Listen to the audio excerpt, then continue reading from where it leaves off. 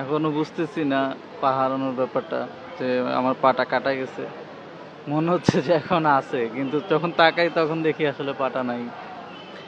আর দেশের জন্য পা দিতে পারছি, এটা নিজের কাছে সৌভাগ্য মনে করি, যে যাক আমার কারণে একটা পা পা যাক, তারপর দেশটা স্বাধীন হয়েছে, জুলুমের শেষ হয়েছে, এটাই হলো সবচেয়ে বড় কথা। রাত্রে মেবি তখন 9টা বাজে।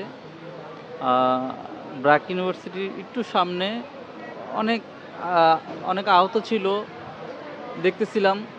তো আমার হাতে পানি বোতল ছিল, তাদের পানি টানি খাওয়াচ্ছিলাম, একটু দেখতেছিলাম পরিস্থিতি, মানে কীরকমের কি আন্দোলনের পরিস্থিতি দেখতেছিলাম। যে তখন ওরকমের বেশি ঝামেলা ছিল না, তারপর দেখি দু একজন আহত হয়ে আসতেছে এদিক ওদিক থেকে। হঠাৎ করে কখন যে আমার পায়ে গুলি লাগলো আমি নিজেও বুঝতে পারলাম না। আমি মানে মাটিতে লুটিয়ে পড়লাম।